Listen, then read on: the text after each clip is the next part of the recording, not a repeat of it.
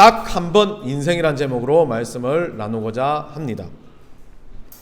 여러분 요즘 잘 말하는 몇 년 전 이야기지만 YOLO라는 단어가 상당히 유행을 했었습니다. 이 YOLO라는 단어는 원래 You only live once.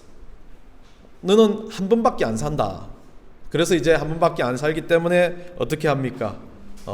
마음껏 쓰고 마음껏 즐기고 그 한 번밖에 없는 인생을 그냥 즐기면서 살아가자라고 그렇게 이야기하는 게 YOLO라고 말을 합니다.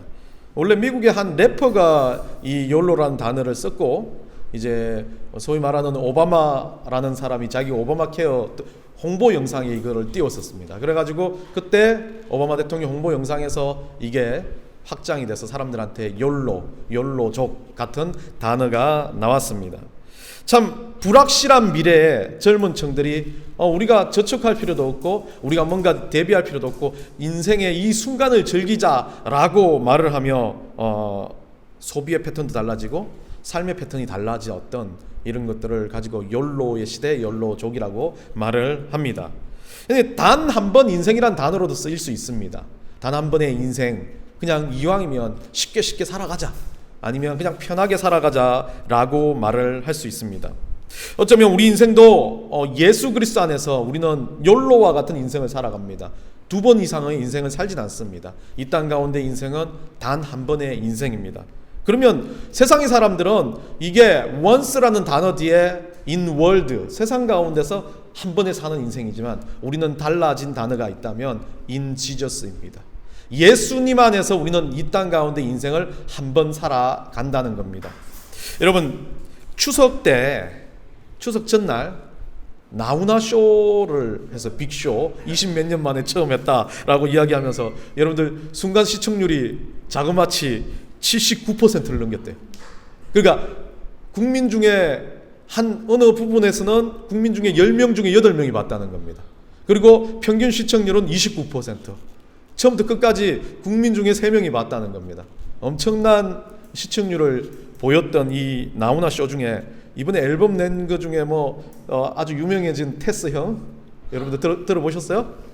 안 들어보셨구나. 우리는 다 문화에 좀 별로 그렇게 관심이 없는 그 테스 형이, 저도 뭔지 모르고 그냥 쓱 지켜봤더만 소크라테스 형이래요. 테스 형이 그 소크라테스 형의 줄임말입니다. 그래서 젊은 세대들도 그러고 이 테스 형이 실검 1위까지 올라가고 아주 상당히 그 가사 중에 보면 네 자신을 알라 툭 던지고 갔던 테스 형 이렇게 이야기를 하면서, 그래서 또 소크라테스 형인 줄 알았어요. 그래가지고 그 테스 형 외에 하나 이야기를 할 때 이 딱 한 번 인생이라는 노래를 불렀는데요. 이 가사가 이렇습니다. 딱 한 번 인생인데 무엇을 주저하는가? 사랑 또 이별, 아픔, 행복, 흔해 빠진 세상 얘기. 우지 말라, 세상 간다. 아까운 청춘 간다. 아스라 마르라, 춤이나 추자. 얼씨구나 더덩실. 돌고 도는 인생인데 무엇을 걱정하는가? 타고난 팔자 상관 말고 너나 그냥 잘하세요. 우지 마라, 주름진다. 고운 얼굴 다 늙는다. 아스라 마르라, 노래나 하자. 닐리리야 니나노. 우지 마라, 인생이란 사랑 빼면 뭐 있더냐. 아스라 마르라, 사랑이나 하자. 어와둥둥 내 사랑, 어와둥둥 내 사랑. 이 가사가 이렇습니다. 아주 그냥 단순한 노래 가사 같지만 이 사람이 테스 형이라는 그 이야기를 보면서 소크라테스한테 자기가 인생을 물어봤대요. 그 앞에서 멘트를 할 때 인생을 물어봤는데 소크라테스가 아무 말도 하지 않더래요. 그래서 인생은 답이 없다. 그러면 그 인생 딱 한 번 인생인데 우리가 어떻게 살아야 되냐라는 자기의 결론을 이야기한 겁니다. 그냥 짜증내지도 힘들어하지도 말고 서로 사랑하며 서로 기뻐하며 살자라는 자기의 메시지를 담았어요. 70평생을 살면서 자기가 이게 인생은 이렇게 74세래요. 그 사람이. 이렇게 인생을 살았으면 좋겠다라고 말합니다. 이게 막 엄청난 말들을 쏟아내가지고 정계에서도 지금 여당 야당 싸우고 국민을 생각하는 대통령 본 적이 없다 이래가지고 막 난리를 하고 그랬는데, 어쨌든 이 74세 된 가수 한 명이 자기는 공부하며 가사를 쓰면서 이야기를 했다. 그리고 자기 인생을 반추하면서 이야기를 했다. 어쩌면 철학자 같은 연예인 한 명이 했던 말이 참 사람들한테 기감을 일으킨다면 이 나우나란 사람보다 더 인생을 살면서 세상에 영향력을 끼치고 기감을 불러봐야 할 대상은 우리 그리스도인이라고 저는 생각합니다.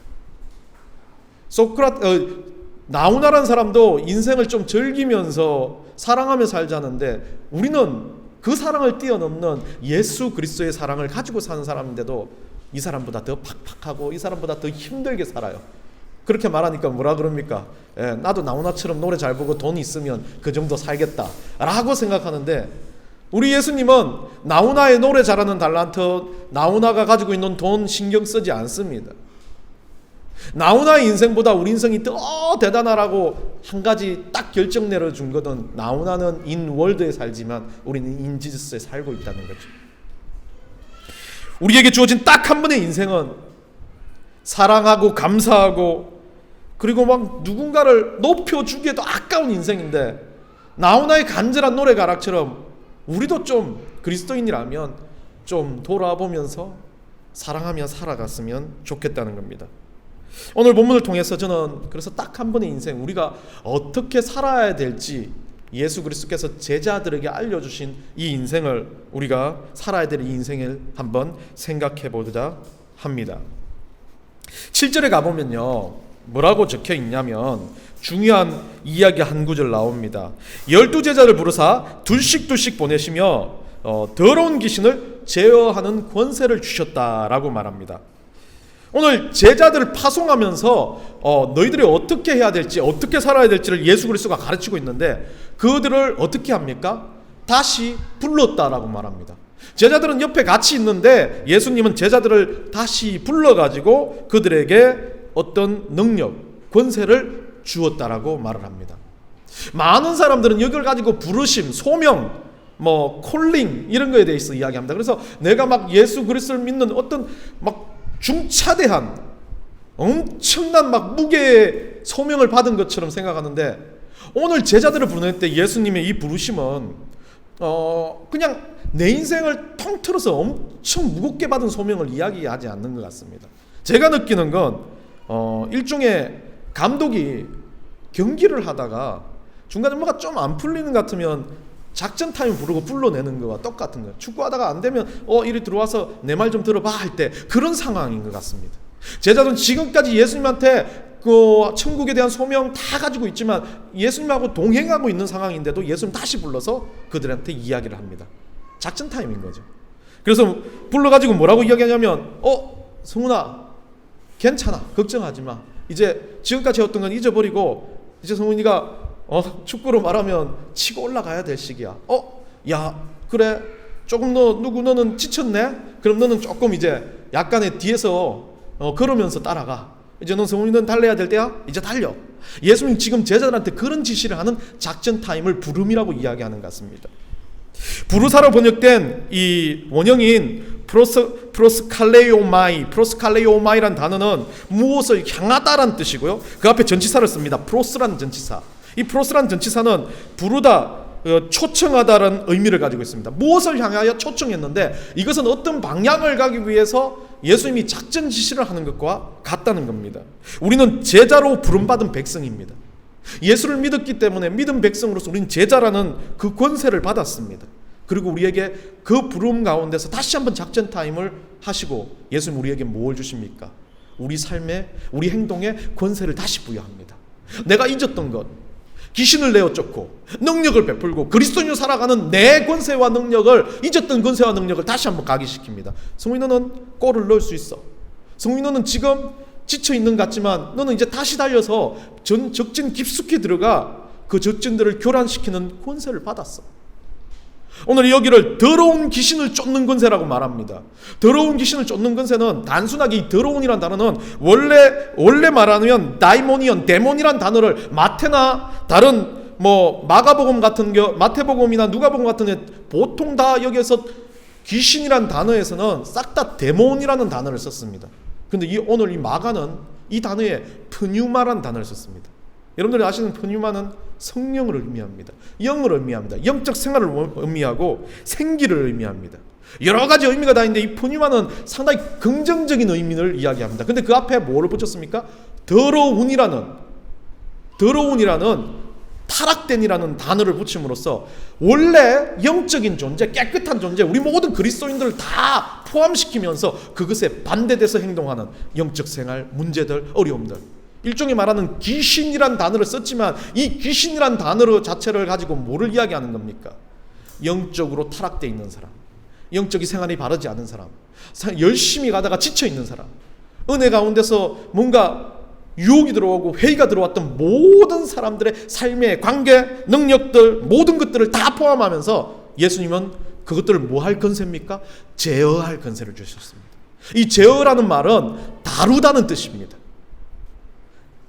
그런 문제 있는 상황, 어려운 상황, 힘든 상황, 위협적인 상황, 아픈 상황, 모든 상황들을 우리가 다룰 수 있는 권세를 받았다는 겁니다.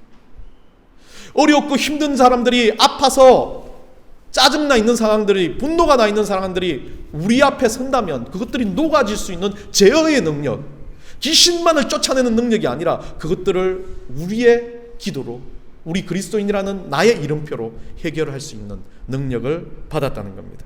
우리는 그런 부름에서 살아가야 한다는 겁니다. 다시 한번 그런 부름 가운데서 주님이 주신 작전 타임 속에서 힘을 내야 된다라고 말을 하는 겁니다. 8절 9절에 가서는요, 한 가지 또 더 가르쳐 줍니다. 이 여행을 위해 지팡이 외에는 양식이나 주머니나 전대의 돈 아무것도 가지지 말라고 말합니다. 신만 신고 두벌 옷도 입지 말라라고 예수님이 말을 합니다. 예수님이 우리에게 말할 때 우리 인생을, 딱 한 번인 우리 인생을 예수님은 여행이라고 말합니다. 솔직히 말해서 우리는 집이 없는 사람들입니다. 왜 그러냐면 우리는 영원한 집으로 가고 있는 순례자들이니까 그렇습니다. 그래서 성경이 말하는 모든 성도들, 지금 이슬람이 말하는 그리고 또 우리 유대교가 말하는 디아스포라라고 말하는 그 헬라어 원전은 흩어진 자들입니다. 그게 디아스포라는 그 단어가 원래는 교인이며 공동체며 그리스도인이라는 단어이기도 합니다. 그러면 이 디아스포라는 무언가 하나님의 집, 천국을 향해서 흩어진 존재들을 이야기하고 있습니다. 이 디아스포라가 다시 모여서 결집하는 장소, 시나고기라든지 에클레시아라는 그 모이다는 그 단어는 교회라는 공동체를 이야기하지만 그건 교회라는 공동체를 떠나서 저는 그렇게 말합니다. 흩어진 디아스포라가 하나님을 예배하기 위해서 모인 모든 자리가 에클레시아라는 뜻이라는 겁니다. 그렇다면 오늘 여기에서 말하는 우리 예수님이 이것에 대해서 정확한 정의를 설명합니다. 우리 인생은 순례자? 아니, 순례자는 너무 무겁다는 거예요. 모든 것이 우리는 무겁게 이야기합니다. 목사님들이. 그 무거운 이야기 아니라 여행자라는 겁니다. 소풍 가는 그런 사람들이라고 말을 하는 겁니다.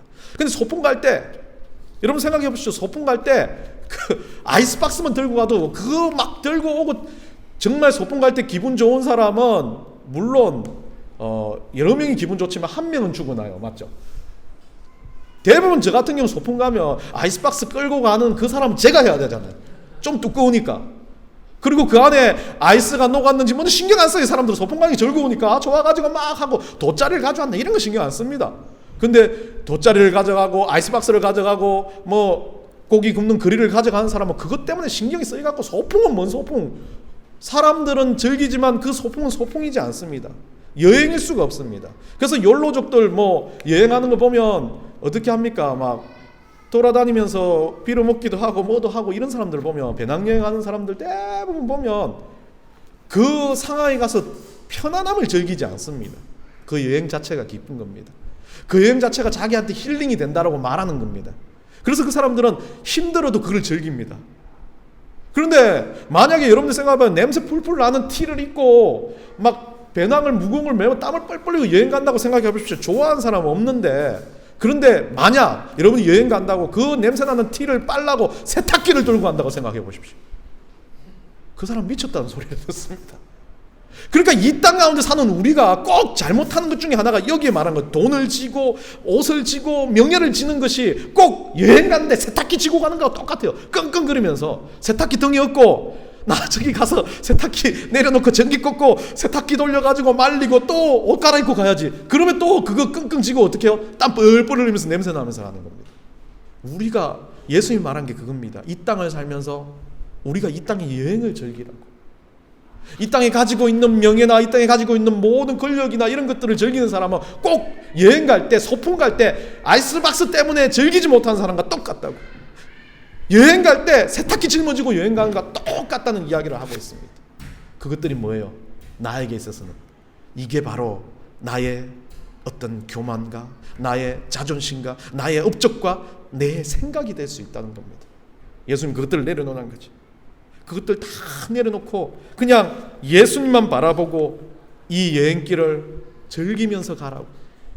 물론 돈이 조금 있으면 이 여행길이 조금 더 편안하긴 합니다. 근데 돈이 없어도 예수님 바라보면 즐거울 건수가 너무 많다라고 예수님 말해주는 겁니다.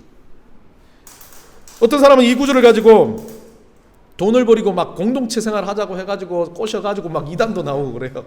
근데 그 돈의 문제를 이야기하는 게 아닙니다. 그 권세의 문제를 이야기하는 게 아닙니다. 제가 말한 것처럼 무엇이 중요한지를, 이 여행에 있어서 무엇이 목적인지를 깨달아라고 예수님은 말씀해 주시는 겁니다. 딱 한 번 사는 인생은 우리 천국을 향해서, 진짜 내 집을 향해서 여행을 가는 겁니다. 내 집을 찾아서. 그래서 세탁기를 짊어지지 않아도 그냥 단순하게 홀거먼한 마음으로 그 길을 뚜벅뚜벅 걸어가면서 우리 주님과 함께 그 아름다운 것들을 즐길 수 있는, 그게 바로 진짜 주님을 향한 여행이라는 거죠. 그게 딱 한 번 인생에 필요한 여행이라고 말을 합니다. 그러면서 8절 9절에 가서는 이렇게 말을 합니다. 명하시되, 이제 또 하나를 더 이야기합니다. 여행을 하다가 어디 숙소에 머물든지 어디에 가든지 여행을 위해 지팡이 외에는 양식이나 주머니나 돈대, 죄송합니다. 그 외에 10절 12절입니다. 10절 12절에 가면 뭐라고 말합니까? 가라사대 어떤 집에 들어가든지 간에 그 집에서 떠나기까지 유하라. 욕을 하든 뭐를 하든.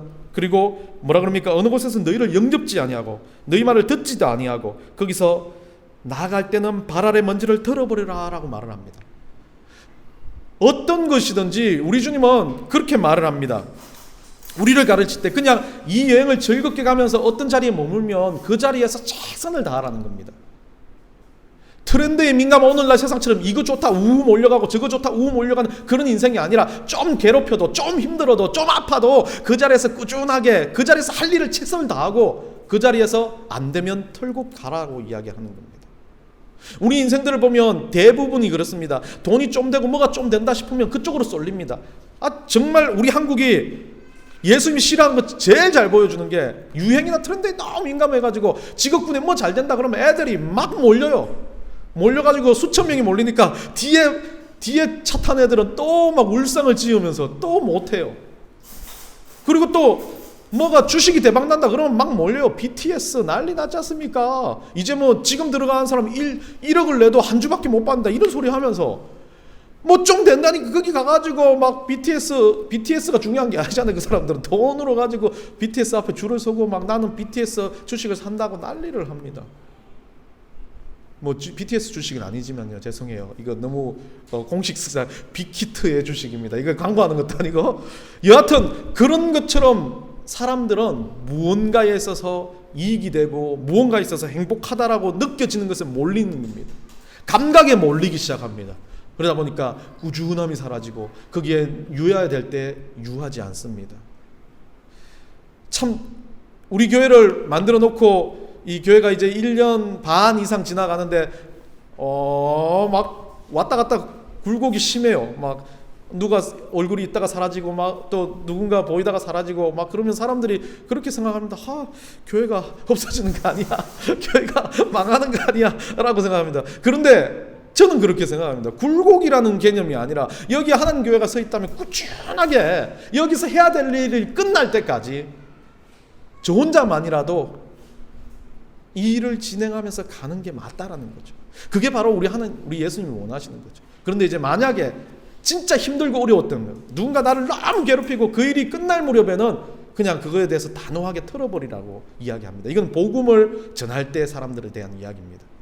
그리고 복음을 전하며 사는 것이 우리의 인생인데 그 인생 가운데서는 우리 예수님이 하고자 하는 말은 꾸준하게 우리 인생을 예수님 앞에서 어떤 것에 동요하지 말고 살아 드리라는 겁니다. 예전에 우리 친구가 무슨 일종의 예전에 여러분들 기억하시는지 모르겠습니다만 연필 중에 이거 위에 뭐 이렇게 가운데 뭐가 뱅뱅뱅 돌아가면서 글씨들이 막 있어가지고 거기 안에 뭐 단어도 들어가고 뭐 우리 친구가 있는 것 중에는 노래 가사말도 들어가고 해가지고 이렇게 글씨가 이렇게 돌리면 이 가운데 해가지고 글씨가 돌아가는 그게 연필이 있었습니다. 그 볼펜 비슷한데, 볼펜인데 연필심으로 나오는 건데, 그거가 이제 우리 친구 하나가 그거를 특허 등록을 했습니다. 그래가지고 이제 대박이 났다, 완전 초대박이다라고 생각하고 이제 그거를 엄청난 수량으로 생산을 했는데, 자기가 그 안에다가 영어 단어를 집어넣고 애들 공부하는 것도 집어넣고 명언도 집어넣고 뭐도 집어넣는데, 사람들이 그걸 사러 왔는데, 여러분들 잘 모르시죠? 많이 안 샀으니까. 사러 왔는데 다 어떻게 하냐면 쑥 그것만 훑어보고 연필은 딴 거 사더랍니다. 볼펜은. 그래갖고 망했습니다. 자기는 이게 트렌드가 될 거라는 확신을 했는데 그 트렌드가 안 되니까 이 친구가 하는 말이 그거예요.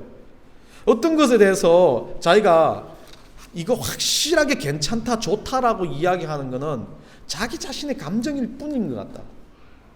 이 트렌드를 만드는 거, 이 유행을 만드는 건 어떤 내가 아닌 대중인데, 그 대중을 움직일 수 있는 건 특별한 사람이 받은 능력인 것 같다고, 자기는 그거 아닌 것 같다라고 그러면서 지금 직장생활을 하고 있습니다. 여러분, 예수 그리스도는 그렇게 말합니다. 그런 능력을 갖춘 사람이 아니라, 그런 능력을 갖췄다 할지라도 정말 꾸준하게 무언가를 이끌어가는 사람이라 할지라도 자기 삶의 기본의 최선을 다할 수 있을 때, 기본의 최선을 다하면서 그것을 꾸역꾸역 해내가는 인생만이 진짜 제대로 된 제자의 인생, 그리스도인의 인생을 살 수 있다라고 말해주는 겁니다. 마지막으로 이제 예수 그리스도께서는 우리에게 말을 하셨을 때, 그런 말들을 하고 난 다음에 마지막으로 이 제자들은 그런 예수 그리스도의 명령을 듣고 난 다음에 12절 13절의 제자들은 어떻게 됩니까? 단순하게 복음을 전하는 능력 있는 존재들이 아닙니다. 이 사람들은 이제 죽어가는 사람들을 세우는 거룩한 군사들이 됩니다.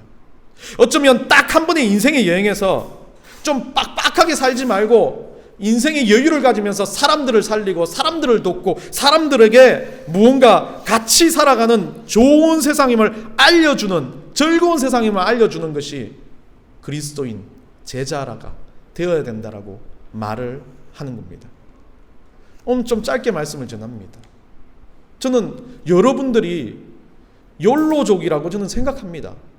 욜로족이 아닌 사람이 없습니다. 그런데 어디에 의미를 담는 욜로족입니까? 딱 한 번의 인생을 사는데 어디에 의미를 담겠습니까? 여러분의 인생에 무엇을 담겠습니까? 그냥 편하게 사는 것? 단순하게 사는 것? 아니면 누구도 피해주지 않고 나 혼자만 사는 것, 이기적으로 사는 것에 여러분 인생에 의미를 두시겠습니까? 아니면 오늘 예수님이 제자들에게 명하는 것처럼 힘들어도 어려워도 남들을 위해서, 세워주기 위해서, 누군가에게 복음을 전하기 위해서, 누군가에게 능력을, 내가 가진 이 권세를 알려주기 위해서 여러분들이 활용하며 살아가는 예수 안에서 사는 인생을 사시겠습니까?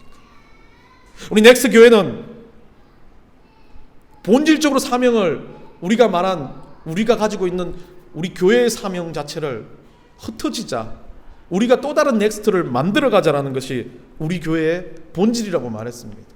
그렇다면 우리가 사는 인생은, 정말 우리의 딱 한 번의 인생은, 이 여행 같은 인생은 우리도 즐거울 뿐만 아니라 우리를 보는 사람들이 즐거웠으면 좋겠다는 그런 생각을 해봅니다. 예수 그리스도께서 제자들을 보내실 때 빡빡하게 일하고 죽으라고 그렇게 하지 않았습니다. 이들이 죽음을 선택한 이유는 자기 인생의 가장 큰 목표가 내 본향의 집으로 가는 거기 때문에 이 여행길에서 조금은 힘들어도 그것도 즐기자, 조금은 부족해도 그것도 내 인생에서는 괜찮다라고 그것을 하나님 안에서 은혜로 느끼면서 천국길을 향해서 가는 겁니다. 그래서 이들이 어땠습니까? 마지막에 순교를 당할 때 이들은 그 누구도 그 순교 앞에서 두려워하지 않았습니다. 왜 그렇습니까? 이 여행을 끝내니까요. 이 소풍을 끝내도 더 즐거운 본향이 있으니까 그런 겁니다.